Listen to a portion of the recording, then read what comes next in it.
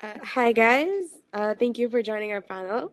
Um, if we could just give a really brief introduction for the recording about you guys once again, if that's all right. Um, Firstly, we have Miss Ciara, who is an assistant professor in mechanical engineering in our university. She has earned her PhD in mechanical engineering from the University of Limerick, and she has 7 publications under her name and has been in the industry for over 17 years. Thank you so much for joining us today, ma'am. Thank you. Thank you so much for having me. So it's thank you for the introduction. I'm an assistant professor, mechanical engineering, and I teach kind of a range of subjects from first years right through to final years. So I might have had a few of you for my first year subject, which is I think it's just a fantastic start to everybody's careers here. In the university. So I worked in industry for quite a few years before coming back into academia. So after I finished my research and PhD, and I worked for a few different fields, and then decided that the academic calling was calling out to me again. So I joined Wollongong in 5 years ago now. I think I've just hit my 5 year mark, which has been a fantastic experience. And I think seeing the university grow, seeing the courses grow, has been really wonderful. Thank you so ma'am. much. Thank you. Yeah, and joining her is Miss Fariha Khan. Miss Fariha is an alumna of our university, and she is a UX researcher who currently works at CAFU. She has done her master's in applied cognition and neuroscience from the University of Texas, Dallas, and has worked at the list of esteemed companies such as Google and Microsoft. Thank you, Miss Fariha, for joining us. Thank you so much for having me. I'm super honored to be back in the university where I studied and really excited to contribute to this conversation. And finally, we have our computer science student, Miss Minatala Dawood. And thank you for joining us. Thank you so much for having me, and thank you for the introduction. I can't wait to see what the discussion will be about. And now guiding our discussion today as a mediator is Dr. Zeenat Reza Khan. She's a renowned advocate for diversity in STEM, and she has tirelessly championed equal opportunities for women in academia and in the industry. We would like to hand over to her for speaking more about this. Thank you so much, Ganga and Aksha, once again for organizing this event, for bringing all of us together. I think we need more girls to kind of become champions. We are already the older generation. We want to pass this baton on to you guys. So it's really heartwarming to see girls coming forward and picking this up at such young ages. And of course, with the post-COVID, we are able to do things in a variety of formats, whether it's on campus, in somebody else's office, or online like we are here today. So I think it's very important that we make space more and more for conversations in and around women in STEM. As everybody knows, we unfortunately are still making less than 33% of the workforce globally, and that's too minute. We make up almost more than 50% of the population globally, but we're not reaching that yet in terms of how we see women's education transferring into professions. There's a host of still expectations, societal expectations, norms that sometimes women don't feel comfortable breaking. Sometimes there's unspoken or implicit biases that really work against women. For instance, I remember this one time an alumni told me how she had done her degree in cybersecurity, but when it came to getting a job, the person who was interviewing and said, I'm not sure you being a woman would be able to manage when there was a crisis and we call on our people to come into office after 12 in the night. Maybe your husband will like it, maybe you'll have a child, and you will not be able to leave them. It wasn't more her that she can't do, but his biases that kind of shone through. And that bias led to her not being able to get that job. So women also lose out on opportunities, not just of getting the job, but even then later on moving up the ladder in the corporate world when it comes to these STEM careers. So it's really, really important that we come together and we talk about our hurdles, our successes, and create women's tribe. We need more women to support women, because if I'm going to explain my problem to somebody else, it's going to take me a lot more effort because that person is not in my shoe. But women, we are all in each other's shoes. We all know what troubles a lot. We have the capacity to understand what are the kind of problems we might be facing or somebody else might be facing. If nothing else, we can be there for each other. We can be, the shoulders to cry on or the shoulders to hold up each other and champion each other. So I think it's very important that we create more spaces like this for women to come together and talk and discuss and feel comfortable sharing what they have gone through and what are the kind of hurdles they have even seen other women go through, and how do we really overcome these to have more representations in the workplace, not as a tick box, but an actual contribution and actual difference. So with that, I would actually like to start with Dr. Kiera. Dr. Kiera, because among all of our students, they're still getting there. Fariha has had now a few years, of course, in the corporate sector, but I think as an academic and somebody who's also worked in the industry, you kind of bring in a flavor of both. Tell us a little bit about your journey, and then we will talk a little bit about the kind of challenges you may have faced or seen others face in your workspaces.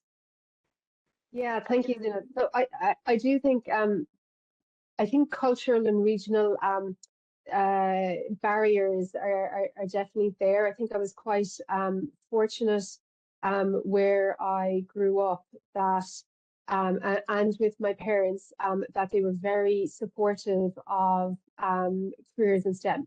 And that wasn't a thing when I was going to school.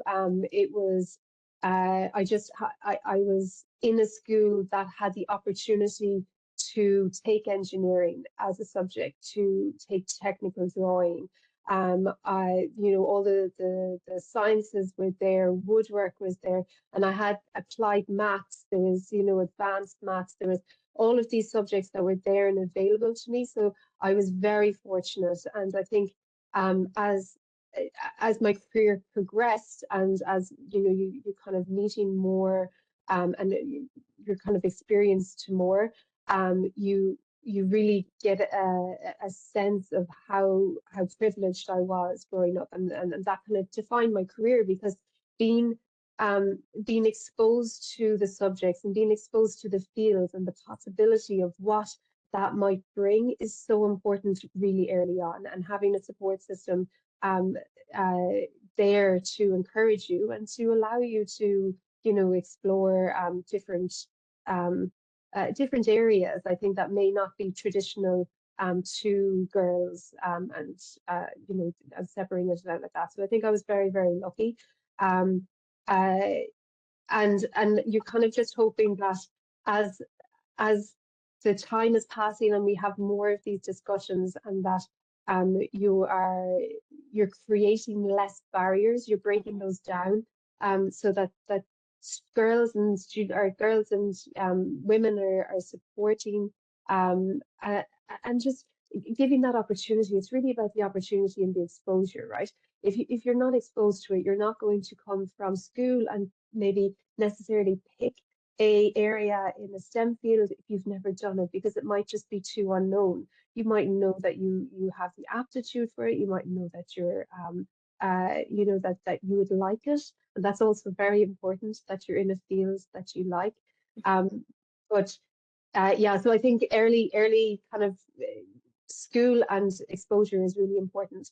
And then when I went into industry, I was working in a medical device company for a large American company, a worldwide company, and they had a lot of emphasis on women and career progression, and you know, kind of supported that. But a lot of it is, you know, you have women coming in that are like, you can have everything, and they're CEO or they're really high up positions, and it's um, a little bit kind of disingenuous as well, because they don't talk about the Yeah. struggle to get there, you know, and you have to have that balance, but you also have to have a support network because you can't do it alone. And I Right. think that's one thing, you know, and I remember having a really interesting discussion with a friend of mine, and she was very high up in her organization, and she's like, you can be a lot as women, we can be a lot of different things at different points in our life, Yeah. you know, so you don't need to do everything at the same time. You don't need the you know, the kind of the dream of you can have this and that and that, and you'll just burn out. So I think having these discussions and understanding that you need that support of women in the industry, women around you, you know, your family, your friends, to kind of um, to help you, to, you Yeah. know, to help you and to encourage you, and to you know, if you're going for a job like you spoke, Zena, then you're getting that barrier to be able to talk to somebody else and say, you know, not let it discourage Yeah. you from applying from another job. You know, you can redirect. So I think the support system is very critical for women Yeah. in general, whether it's in STEM or in a different, I think in general I it's think you've important. really hit the nail on the head, so to speak, because this support system, I think, is so crucial, either in our personal life or in our professional life. And again, I think I have also been very lucky in the sense of the kind of support I've always gotten from my family to pursue this STEM career. Although, of course, I was meant to be pursuing medicine, MBBS, that kind of took a full turn. And I went into computer science. But what I did feel also is that the kind of support that we get, the advice that we get, is really helpful when you do hit some kind of a hurdle and you either fall down or you're pushed down, but you need that tribe to kind of come together and tell you it's okay, you're doing the right path, or you need to do XYZ to make some changes, or this is how you just approach this kind of barrier that you have hit. It's really interesting also what you said in terms of, when you've actually gotten through easily through the steps as a woman. Do you think in that case, women who do have it easy in terms of not having had to really face any kind of these challenges, do you think they would be less inclined to understand the obstacles or the real challenges that women do face at workplaces? You mean from, you know, senior women in senior Yes, positions? yes, yes. I think it very much depends. I think, yes, if you're not facing those obstacles, I think it might be a little bit harder to see it. But I also think you know, everyone prioritizes, you know, so what you're kind of weighting as a success in some area might not be somebody else's. So, you know, you're kind of prioritizing and balancing your own life. So what might seem um you know, you might be listening to someone that's very inspiring, and they are very I don't know, so you know, seem successful in what they're doing, um but that mightn't be a right fit for you, or that mightn't be your kind of journey through your career and through your kind of family life as well. So Right.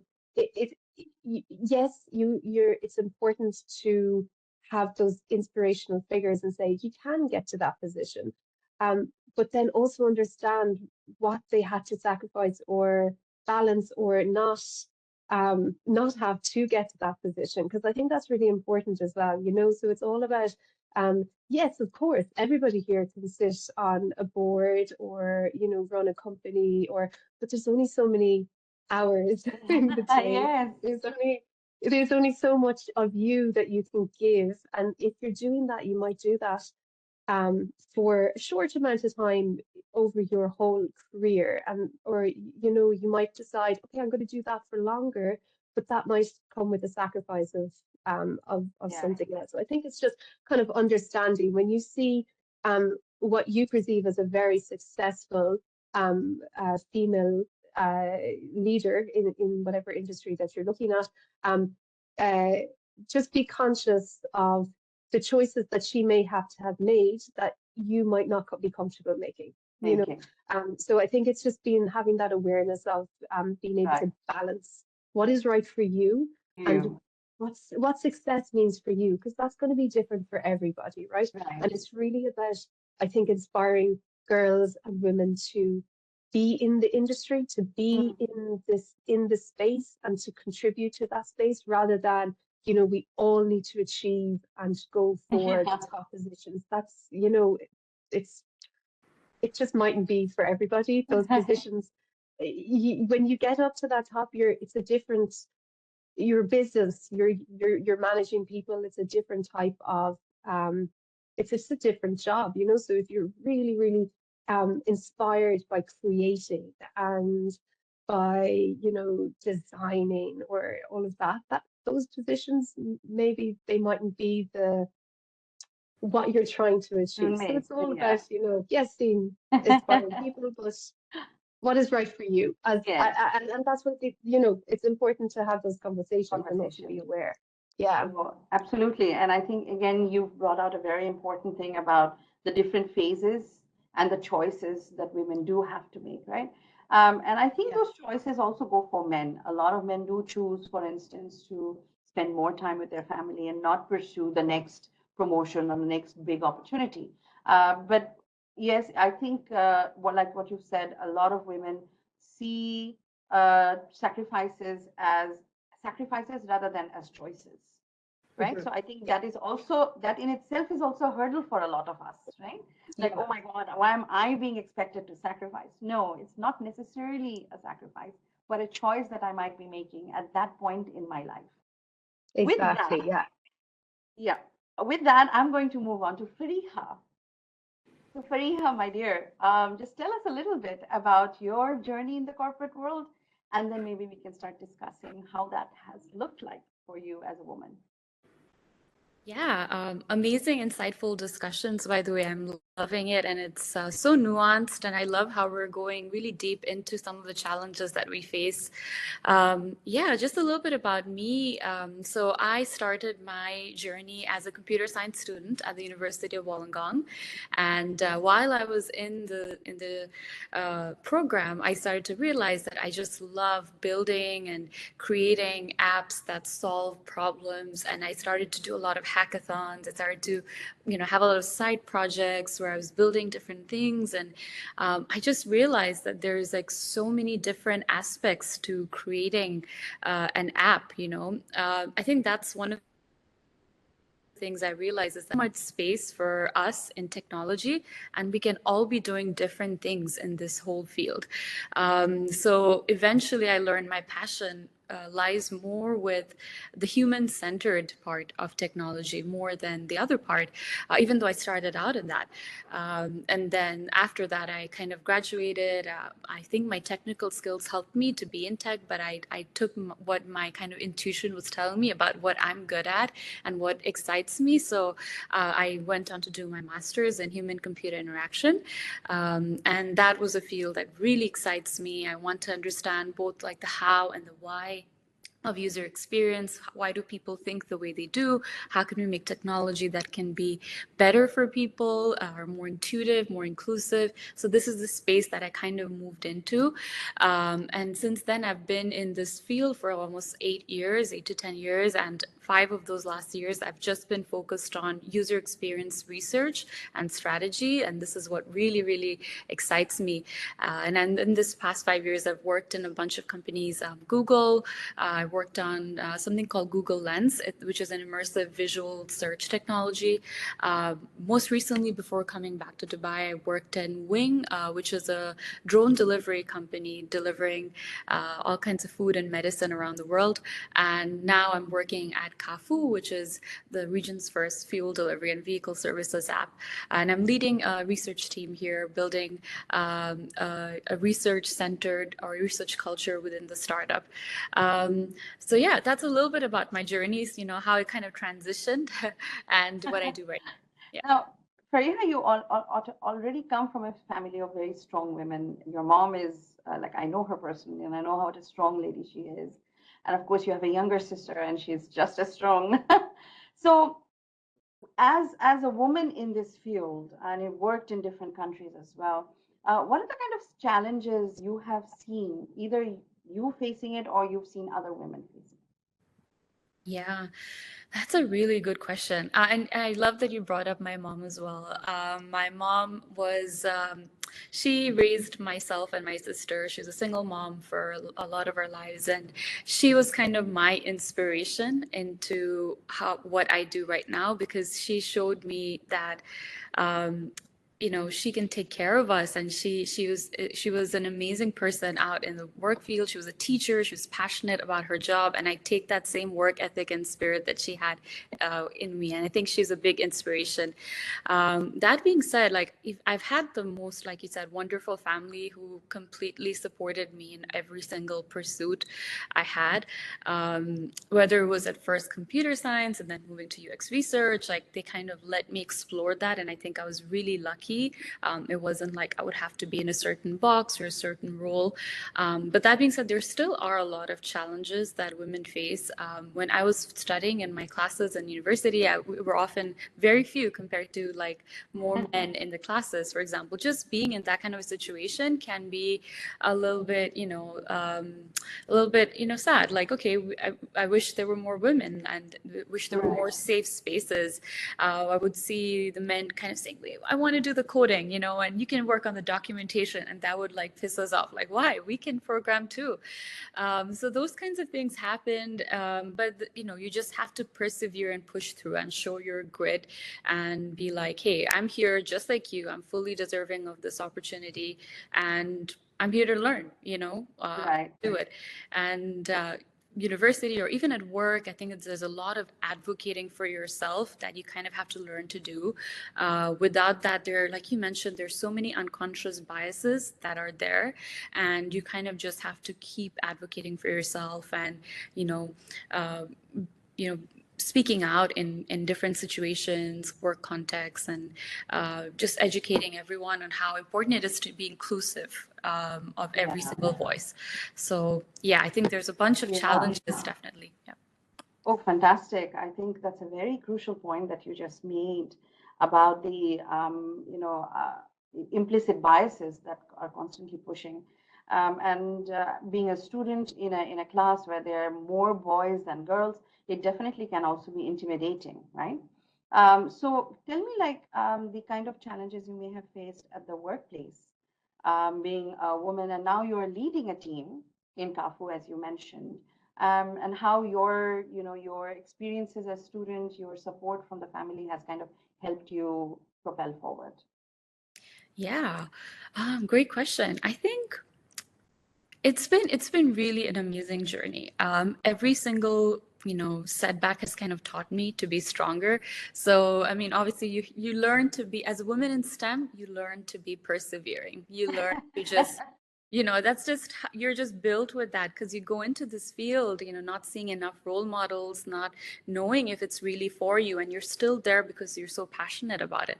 And I think it's just, you're just coming with that DNA. So I've been really lucky in Kafu as well to have a very supportive team, and my manager and everyone's been amazing and helping me set up with everything. When leading, I think one of the things I like to kind of connect with with my intuition as a woman when leading as well, because I think that we bring that aspect of nurturing, of growing, of being a empathetic listeners, and I think we don't see that kind of leadership a lot.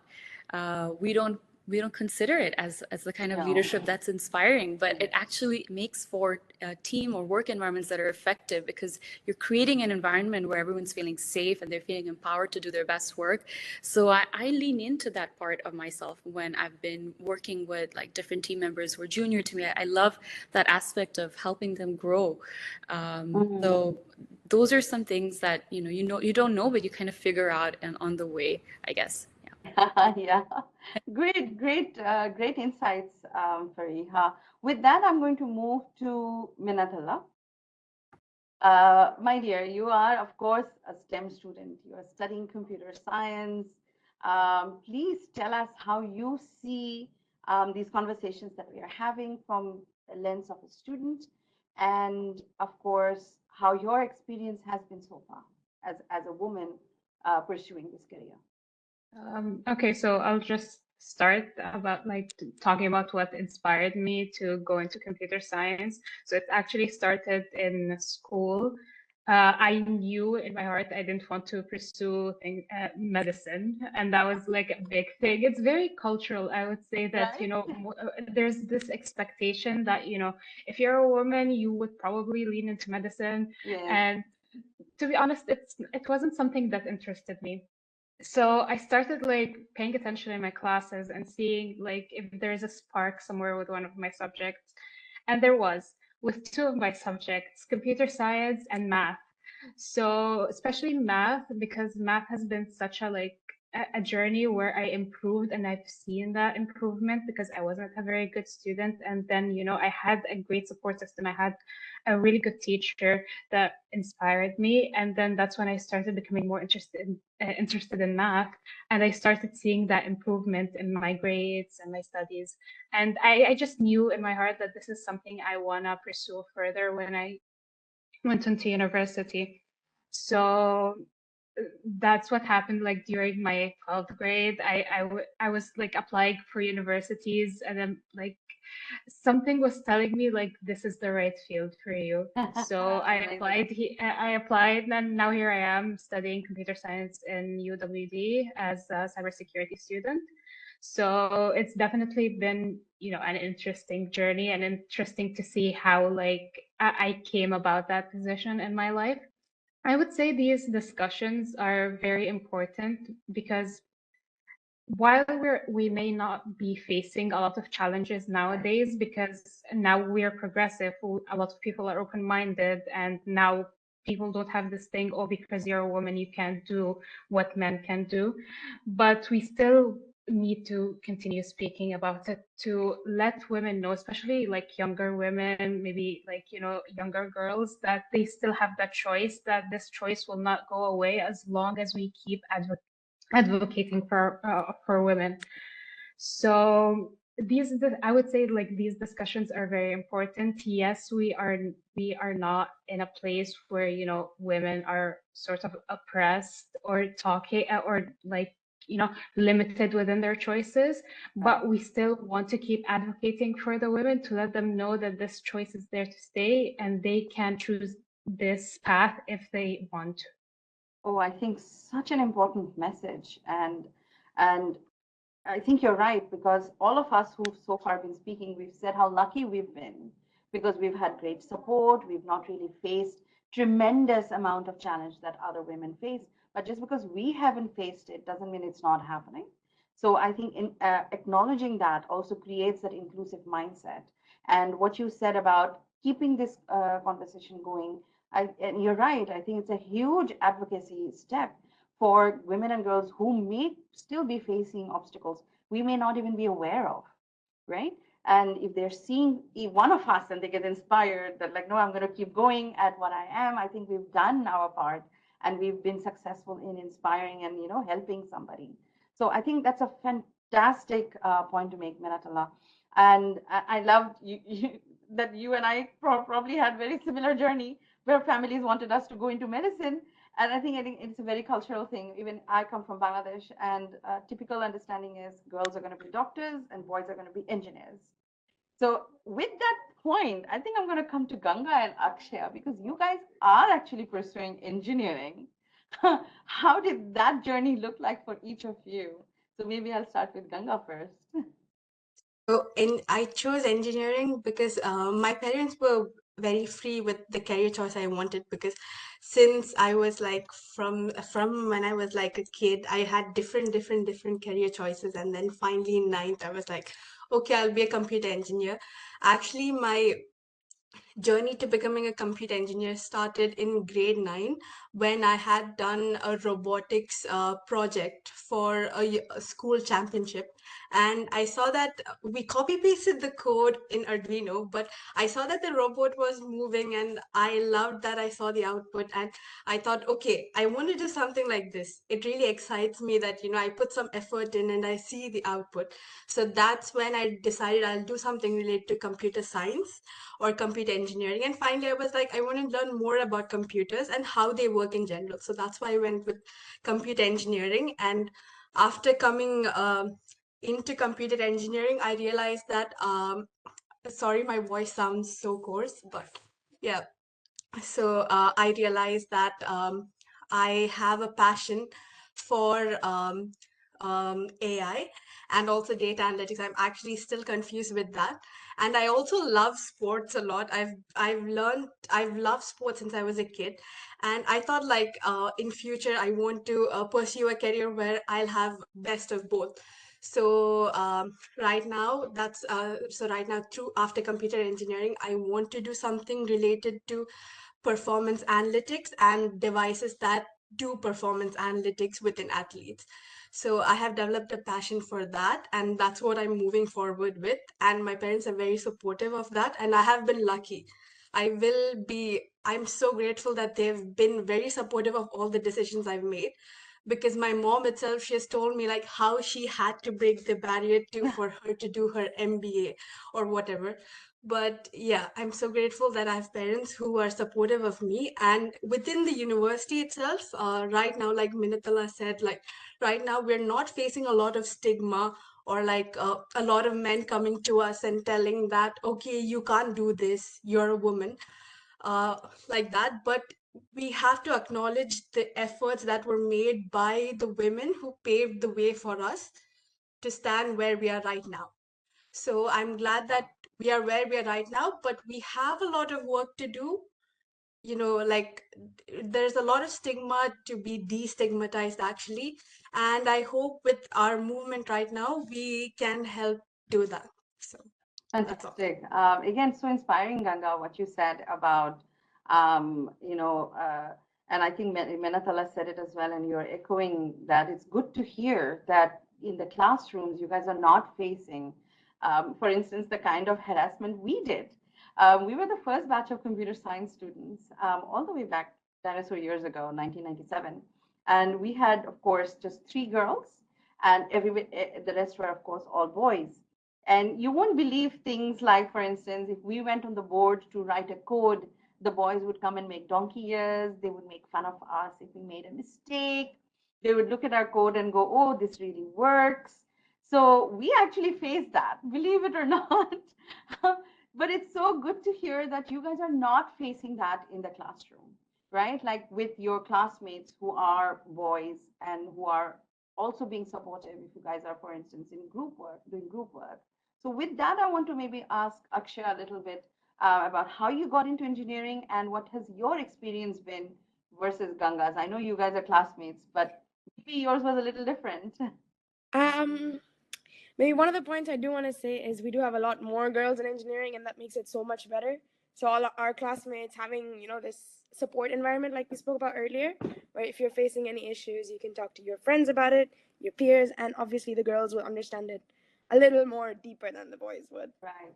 And also about paving the way, one of the things that makes the engineering classes so comfortable is that we have professors like Professor Kiara and a lot of the computer engineering professors as well, who make the classrooms so inviting and friendly for the girls as well, especially the female professors and lab instructors. So it makes all the difference when you're studying to continue that studies and graduate in the degree. That's so important, right? Yeah. And creating that inclusive space. And this is something I think we started off with about women supporting women, right? And I think we are hearing that from you guys, even as students, that when you have instructors and lecturers who are women, automatically you feel safe in that space because you know you could go to them with an issue. Um, I'm going to circle back to Kiara at this point. I think, Kiara, when you joined, you were just one, you were the only woman, or you were one of two? Yeah, well, I kind of still am in mechanical. I'm the only Right. female faculty, yeah. Yeah, and I think that's an interesting point as well.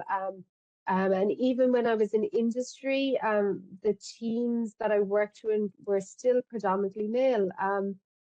Especially in production engineering, in the design teams. So that is still one thing that I think you know, as students, you still have to prepare yourself for, right? As you're coming out of your classes, that you might be still working in an environment that is probably more inviting than it used to be, but still dominated by male engineers, and it's kind of surrounded by that. So Right. I think Faria kind of tipped on it as well, and it's great that I think the environment is slightly changing, but just to be um, you know, sure of your ability when you're in your classes and project work as well. You know, to say I can write that code. I'm going to take that part. I don't want to just do the introduction or the Right. formatting or whatever it is. You know, that I'm going to do that part of it. I'm going to be creative during this project, and that takes practice. That doesn't just come naturally to everyone. That takes practice, and that always takes practice, even as you're kind of out in your career. Like it doesn't, you're you know that's something that you have to, I think, well, to personality wise, but I know it was for me, it had to be something that I was working on continuously to be able to be sure of your own ability is something I think maybe as women we're a little bit, oh, it's not 100%, so I don't know, I'll let this person take it, where you have to put your best foot forward uh, and try it, you know, and be collaborative then. And I think it's important as well for just kind of in the last point to just to also include um the male students in these conversations too, right? Because they also need to understand what the challenges are that, you know, women in STEM are facing, or you know that they, because they mightn't be that aware of it, you know, Yeah. they have a very different outlook on life.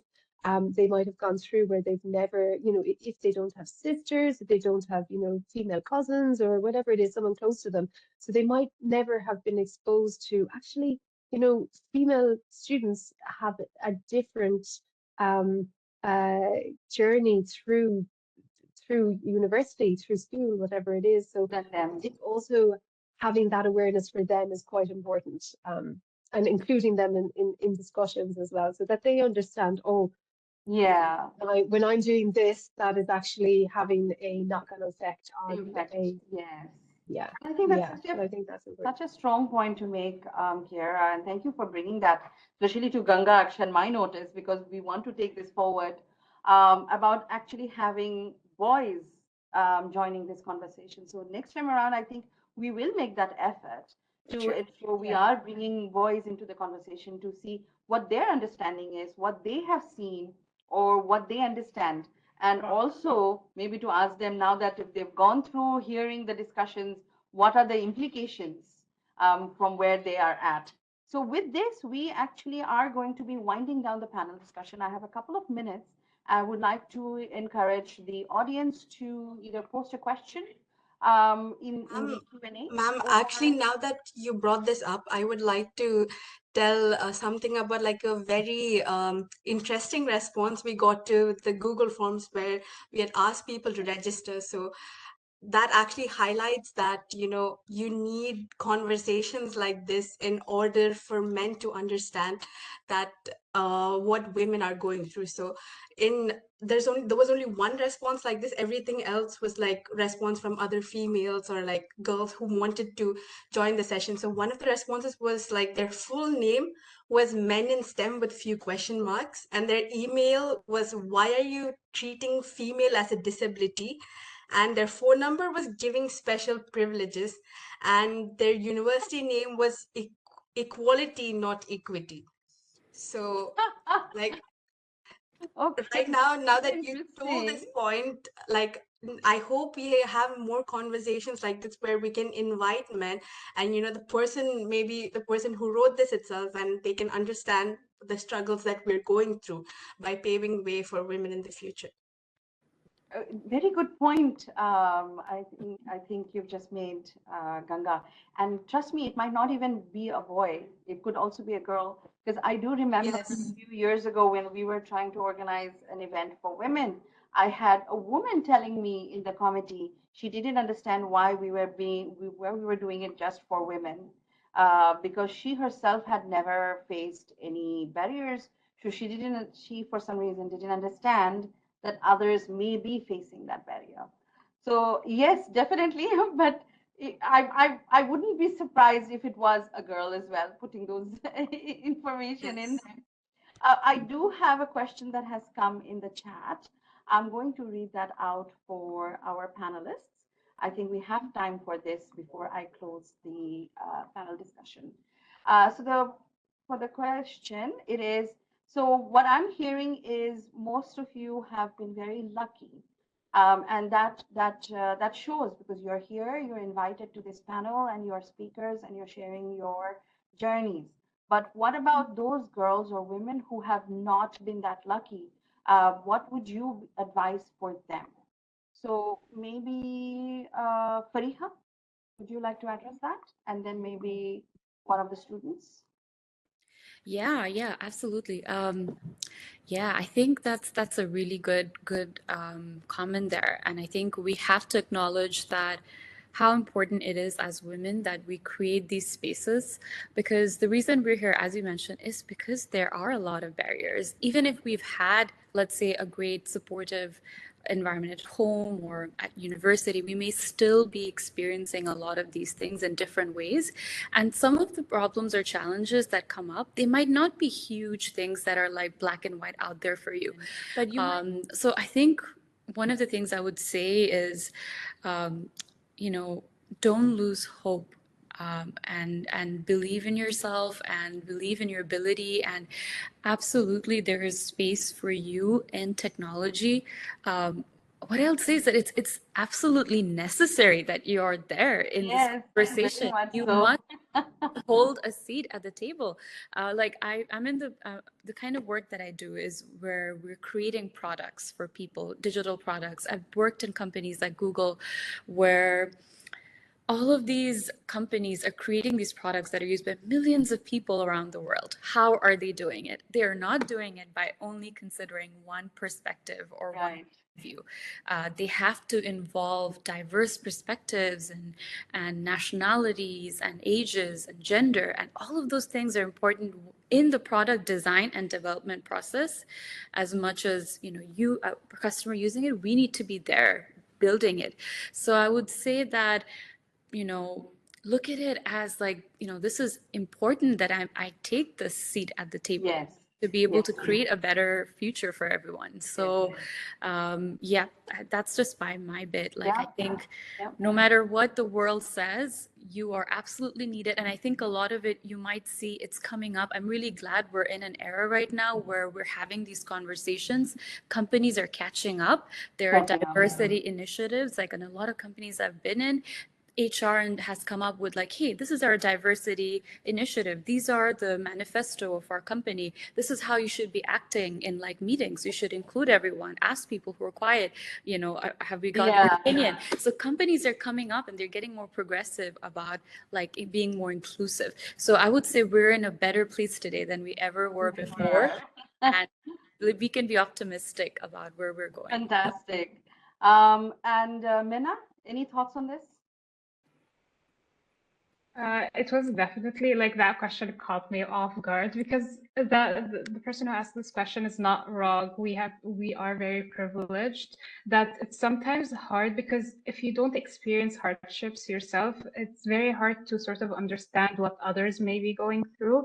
You can definitely be sympathetic, but it's very hard to fully understand that, you know, some other people are going through tough times and you're not. You got sort of lucky. You won the lottery when it came to things like that. Yeah. So I would say the two important things is that self advocacy. You have to advocate for yourself. You shouldn't expect people to speak up for you. You should always like speak up for yourself. Make like, okay, how do I phrase this?